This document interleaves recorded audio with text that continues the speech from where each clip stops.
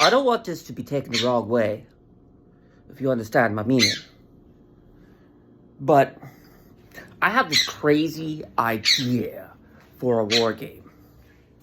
Alright? Now here's what we're going to do. Any countries interested in this crazy idea for war games, what you're going to do is you're going to outfit your soldiers, right, with VR headsets. Now, we're going to put some realistic VR headsets on these soldiers. There's going to be some possibly some sensory wear on them so that when they're fighting in the VR headset, it feels real, you know? So this way, we're going to have on each team, because this is what it's going to be. It's going to be a war game. It's going to be virtual. Nobody's actually going to get hurt. Okay? It's going to be no different than the war games we have already, where the bullets are rubber, paintball, or, laser. That's 3 types of war games. Military level and civilian level. Okay? Right now, I'm classed as a civilian. Okay, so this is why I'm saying I want to be careful with this one. Okay? Because I do not want to give the idea that I'm actually declaring war. Okay? Because I'm not. I want everybody to be very clear here. I do not want anybody to think or believe or get the idea that what I am saying here is to take actual war from it, okay? What I'm trying to come up with here is a way to create less actual wars by sating the human need for violence, I guess. The human need to send people out into violence, okay? This will feel like a real war, but nobody will actually get hurt. The sensory devices that would be made for this virtual war game would be made so, at best, they could bruise. Okay? At worst, maybe a little electrical burns. Very small. Very superficial. Very benign. Nothing that can actually give a person a kernel error. You know what I mean? The other thing is the sensory suits should be set to SSC. Safe, sane, consensual. Okay? They should not be set in any way in which a medical emergency would happen. It should not be said in any way that it would be insane to wear these. And it should not be unconsenting, as is the military code of ethics. Nobody who doesn't want to be in the military should be in the military. That's the rules, the rules of war. It has always been that way, and we really need to go back to the original rules of war.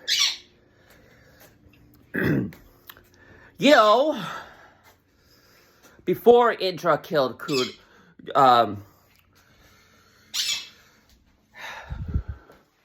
anyways, my point being, so basically these VR headsets, everybody will be in these VR headsets, and this will be where the war game is essentially being held.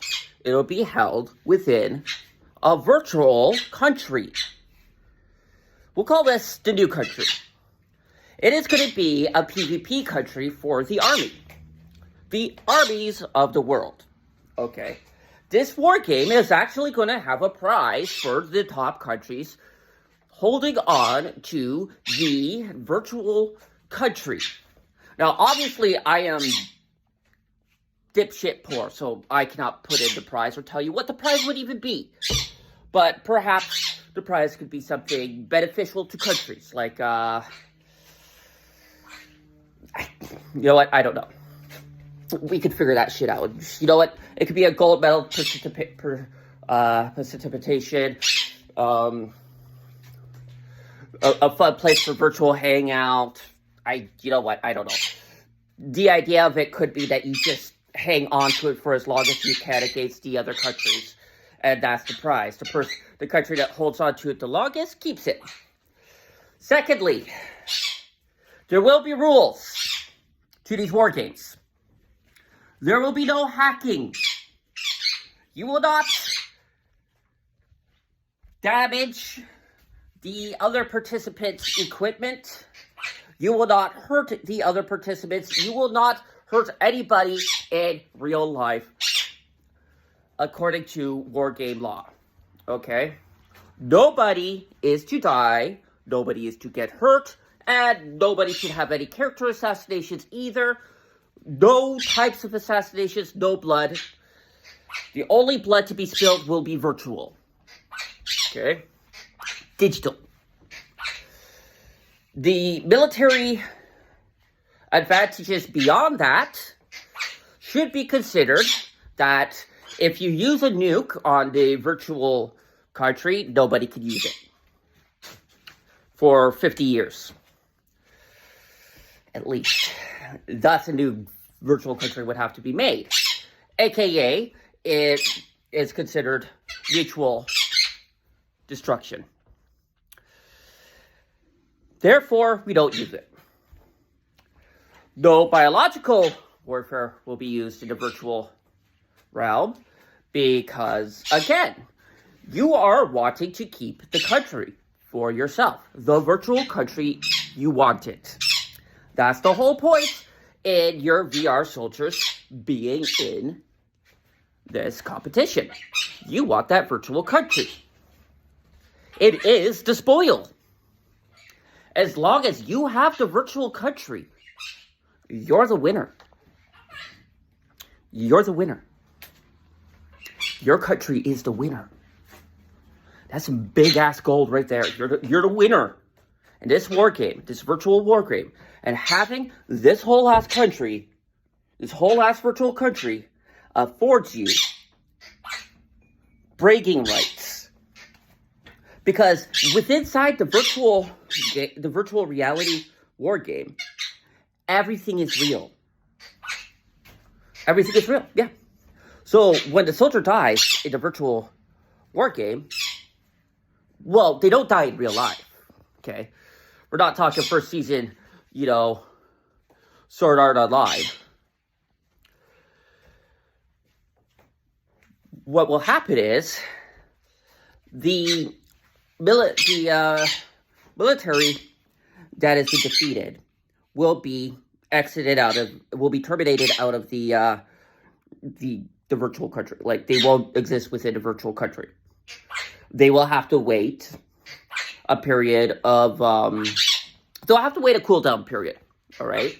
Then they can re-enter, all right? And this will be actually far more interesting in strategic combative procedures than real war. Because in this situation, not only do you actually get a second chance to come back, you could examine everything that happened that defeated you the first time, and when you come back the next time, you'll have a better chance of winning. Bearing in mind that the person who defeated you will also have just as much time to consider any maneuvers that you're going to make. Meaning, this is going to be some real universal chess here. So yes, I'm inviting the world, as a citizen, to a virtual competition that I will have no part in making, but I would love to be a part of in the actual battles, or at least watching. I would love to watch it. I'm just saying, I might even bet. I might even make some bets. All right. And from there, I think we will actually get world peace. I am 98% sure we will actually get world peace. The extra 2%, I'm actually 100% sure, but I'm lowering it down for the purpose of, you know, the Grandmasters. Anyways, you guys know what I'm up to, and I'm up to good, and you will enjoy it. If you do what I say, and, you know, after this is uploaded to YouTube, you know, I strongly suspect there's going to be a lot of military people looking at this video, okay? Looking at this Pixel Blast. All right, but if you do what I do, if you do what I'm proposing, I guarantee you world peace will be coming closer and closer to you. And you won't be sending your military to death, but you will be sending them to glory. You will be sending them to one hell of a glory. All right?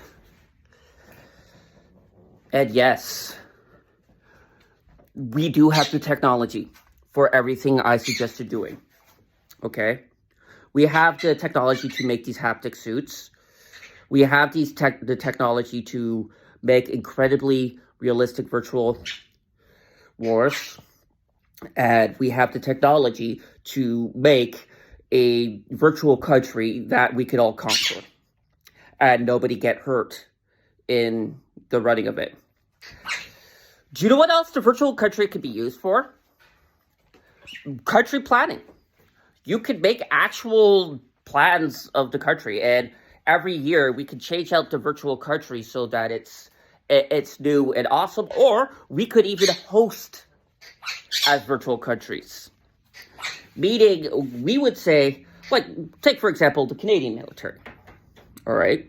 They could be like, yo, US, I bet you any money you really could not invade. Take it into the virtual, you know? You take that into the virtual country, you know? Current sitting President Biden goes, oh yeah? Oh yeah? You think we can't invade? We got the top military, man. We got the top military. And you're telling us we can't invade? Oh, take it to the virtual. You take it to the virtual war games. Because you know who I'm going to be betting on? Canada. You got top snipers.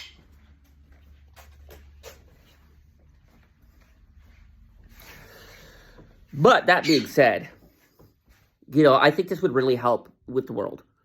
I think moving war games virtually would very much help with the world. I also think we could also make things for, like, spiritual communities, and I will definitely make a Pixel Blast on that later. Anyways, Pixel Blast away! Good luck. No, I seriously hope you do this because I really want to watch it on TV / the internet. You know, I really want to watch this. Dude, it's time. It's time to stop shooting actual bullets at each other and time to start shooting virtual bullets at each other. It's time for the updated war game. The technology is upon us. Let us do it. Let us fight. Let us become that reality. Good luck. Also, the war games should be available to everybody in the world, whether we like them or not, as countries. Love ya.